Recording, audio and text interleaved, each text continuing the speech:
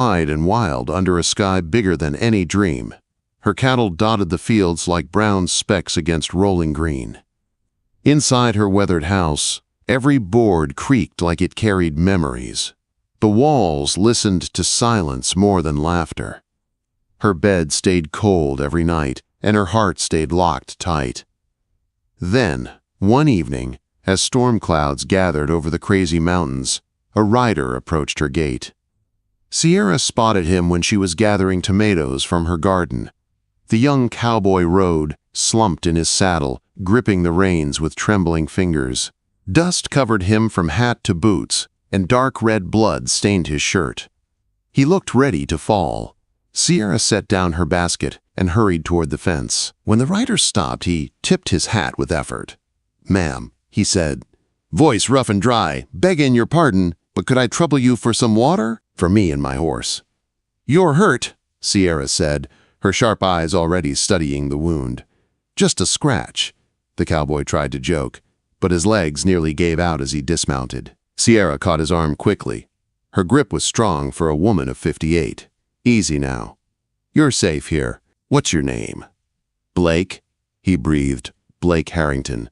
Sierra helped him into the kitchen, where the smell of stew filled the room. Lamplight flickered over the cowboy's pale face as she cleaned his wound with steady hands. "Looks like a bullet glanced you," she observed. Blake nodded. "Didn't plan on being in a gunfight today." "Most men don't," Sierra replied. As she wrapped the bandage around his ribs, his eyes studied her face. Not the way some men looked at a wealthy widow with land, not the way others judged her age. He looked at her like she mattered. Sierra cleared her throat. "You'll stay the night." He tried to protest. "Don't want to bring trouble here." Sierra stood firm. "You can barely sit upright." "Trouble or not, I won't turn away someone who needs help." Quote. Blake finally nodded, too weary to argue. They ate together at her kitchen table. Blake's hands shook as he lifted the spoon, but after the first bite he ate like a starving man. "Been riding long?" Sierra asked, dazed. Blake said softly, "Riding. Away from something. Can't say where I'm headed yet." Sierra studied him closely. Under the dirt and weariness, she saw a man burdened by more than a bullet. Fear lived in his eyes, but something gentle lived there too. When he finished eating, Sierra showed him to the guest room upstairs. "There's clean sheets," she said, "and rest." "You'll need it." "Thank you," Blake said, voice sincere. "You've already done more than I deserve." Sierra paused at the door, a strange, nervous warmth stirring inside her. "Get some sleep," she said. "We'll talk more in the morning." Hours later, rain beat against the windows as Sierra lay awake in bed. Her house had not felt this alive in years. She could hear Blake shifting upstairs, settling into rest. It reminded her what it was like to not be alone. The next morning, Sierra expected to wake to silence. Instead, she found Blake carrying 2 buckets of milk from the barn. "I figured I could lend a hand," he said, shyly. "Least I can do." Quote. Sierra raised a brow. No man had worked beside her since her husband died. The help felt strange, but good. "Breakfast is ready," she said, trying to hide her smile. They ate together again. Blake moved carefully, but color had returned to his cheeks. "Why do you live all alone out here?" he asked. Sierra shrugged. "Life didn't turn out the way I thought it would." "No children?" Blake asked gently. "No," she replied. "Some dreams don't grow the way you hope." Blake looked down, respectful. Sierra noticed his hands, calloused like a real working man, not a drifter chasing whiskey and cards. She liked that. Later, they saddled horses together and rode the pasture. Sierra watched how Blake moved in the saddle, confident, steady, like a man who had spent his life riding the land. When he studied her cattle, he knew exactly what he was looking at. "These are mighty fine stock," he said. "Someone with sense runs this ranch." Sierra's cheeks warmed at the compliment. "Just doing what needs to be done." Blake dismounted to check a loose fence post. Sierra watched him work, unable to stop the small spark inside her. It felt dangerous. It felt alive.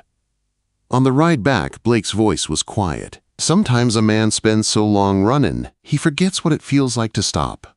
Sierra looked at him, her heart thudding. You can rest here a while. There's work enough for two if you're willing.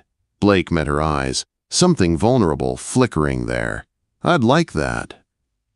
That evening, thunder rolled low over the ranch. Sierra went to check the barn doors before the storm hit. Blake was there feeding the horses, rain dripping from his hair. He turned toward her. You've given me more kindness than I know what to do with, he said. I haven't had a real roof over my head in a long time. Sierra stepped closer, feeling the storm wind whip her hair. You're welcome here, she said quietly. For a moment, they simply looked at each other. Lightning lit the sky, and everything felt electric and frightening and wonderful. Blake reached up slowly, like giving her time to refuse. Sierra did not move away. His hand brushed her cheek. Rough and warm, Sierra, he whispered. And before either of them thought better of it, she rose onto her toes and kissed him. It was soft, surprising, a spark after years of cold. When they pulled apart, they were both breathless. The storm raged on, but Sierra felt a different kind of storm inside her. One she wasn't sure she could control and wasn't sure she wanted to. Because for the first time in 15 years, she felt alive. The storm passed in the night, but the storm inside Sierra did not fade so easily. She woke before dawn, her heart still racing from the memory of Blake's kiss. She dressed quickly and moved through her morning routine with familiar precision, trying to quiet the feelings twisting inside her. Blake was gone from the guest bed, and for a painful moment Sierra feared he might have slipped away in the dark. But when she entered the kitchen, she found him standing by the stove, buttering biscuits like he had lived there all his life. Hope you don't mind, Blake said, smiling just a little. Thought I'd get breakfast started. Sierra slowed her breathing. He was still here, I don't mind, she said. Their eyes met. Both remembered the kiss. Neither spoke of it. After breakfast, Blake insisted on working. More than that, he wanted to stay and earn his place. He fixed the loose shutter, repaired a broken fence rail, and swept the barn aisle so clean Sierra hardly recognized it. As the days passed, Blake settled into ranch life like a man who had finally found solid ground. He joked with the cows, named the stubborn rooster Marshall, and somehow convinced the old barn cat to tolerate him. Sierra found herself laughing again, real laughter that filled the quiet halls of her home. But with happiness came fear. One afternoon, Sierra watched Blake from the kitchen window. He was shirt-sleeved, hammering a new board on the gate. He worked with steady strength, sweat darkening the fabric across his shoulders. He looked like a man who belonged to the land. A man who belonged to her. She touched the window frame, her heart trembling with hope she had not felt in years. That evening, while the sun bled orange across the prairie, Blake leaned against the porch rail, thoughtful Sierra. He said slowly, I want to stay, not just until I'm healed. Longer, her breath caught. How much longer? As long as you'll let me. Blake looked at her with steady courage. I'll work every day, harder than anyone you've ever hired. I want to help you carry the weight of this place. Sierra stared at him, fighting the happiness rising inside her. Why? She asked softly. You don't owe me anything. Quote, Blake looked out at the land. For the first time in my life, I don't feel like I'm running from something. I feel like I finally stopped. His words rested in the air like a prayer answered. She stepped closer. This ranch, it's a lot to take on. I'm not afraid of work, he whispered. No, Sierra said, her voice unsteady. I mean, it's a lot to take on with me. Blake turned, meeting her eyes. Sierra, I see you. Not just the ranch. Not just the strong woman everyone depends on. I see you. The wind stilled. Sierra's heart beat so loud she could barely hear anything else. Blake took her hands gently. I want to court you proper. And if one day you'll have me, I want to build a life here with you. Sierra swallowed hard. She was 58. He was 30. What right did she have to dream? And yet here he was, offering her everything she had silently wished for. "You're so young, Blake," she whispered. "You could have a wife your own age. Children. A different future." Blake shook his head. "I thought I wanted that once. Someone young. Someone who needed me to take charge." His voice softened. "But then I met you. A woman who doesn't need saving. A woman who chooses me anyway." Quote. Blake's thumb brushed the back of her hand, slow and tender. "You make me feel like the man I want to be." Sierra felt her defenses cracking, the walls she built stone by stone over years of solitude. But fear lingered sharp in her chest. "I have secrets, Blake." She admitted things I've never told anyone. "Whatever they are," Blake said, "they won't scare me off." Sierra hesitated, but not with her heart. With caution, "I'm not what I seem." She warned, "People think I live modest because I have no choice, but I choose to live this way." Blake frowned. "What do you mean?" Sierra took a slow breath. "This ranch, and many of the businesses in town, they're mine, all mine. I don't show my money. It changes how people act." Blake stared, surprise flickering across his features. "You're wealthy." "Very," Sierra admitted, bracing herself. Blake was silent for a long moment. Then he stepped closer and looked into her eyes. "I didn't fall for your money," he said. "I fell for the woman who wakes up before dawn to milk her own cows, who works harder than any ranch hand, who cooks me stew and worries if I'm warm enough. That's the woman I'm asking to stay beside." Quote. Sierra exhaled in relief, shoulders sinking as years of fear loosened. Blake smiled then, slow and sure, and touched her cheek. "I don't want your money, Sierra. I want you." The porch light flickered in the wind. The horses rustled in the barn. The world felt small and full and perfect. Sierra reached up and held his face gently between her hands. "Then stay," she whispered. Blake leaned in to kiss her, soft and steady, like a promise. But just as their lips were about to meet, thunder cracked in the distance, not from the sky, but from the road leading into the ranch. Hoofbeats, hard, fast, angry.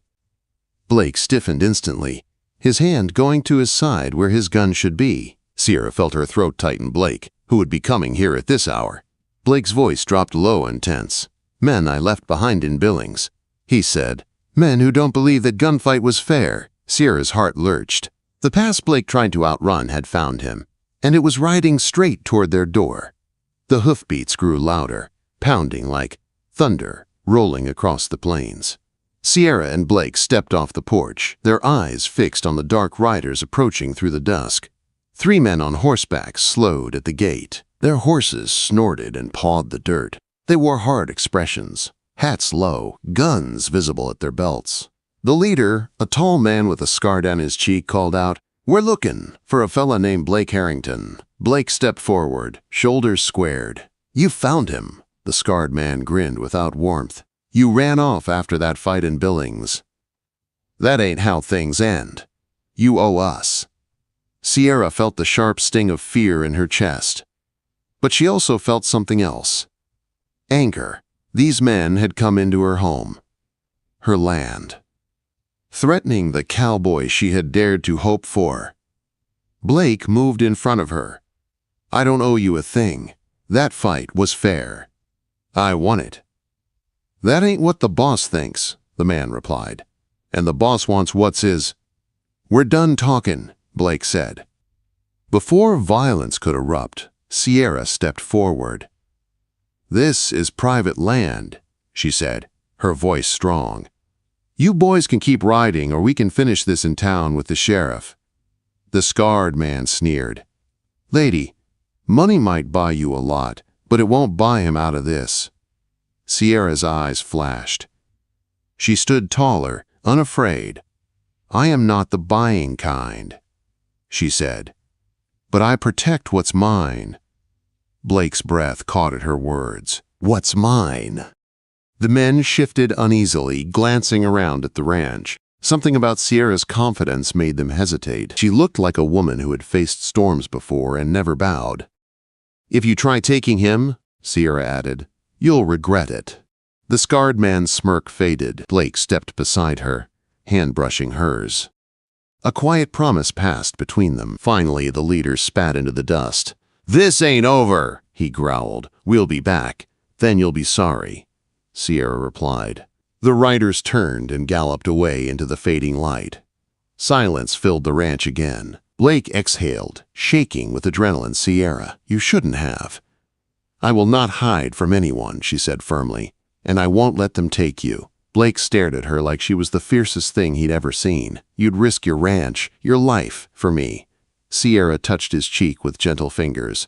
"You said you wanted to help carry the weight of this place." "I want to help carry yours." Emotion shook Blake's voice. "I haven't had anyone stand for me in a long time." "You do now," Sierra whispered. Blake leaned his forehead against hers, the moment holding them close. "I love you, Sierra Donnelly." He breathed. "Every day I've been here, that feeling grew stronger." Sierra's eyes burned with tears she refused to hide. "I love you too, Blake. I never thought I'd feel this again." He kissed her, slow, deep, full of every wound and every hope they carried. When they parted, Sierra wiped her eyes with a small laugh. "If you plan to stay," she teased lightly, "there's something you should know." "What's that?" Blake asked, still breathless. Sierra took his hand and placed it over her heart. "This place is yours too now, not because you asked, but because you earned it."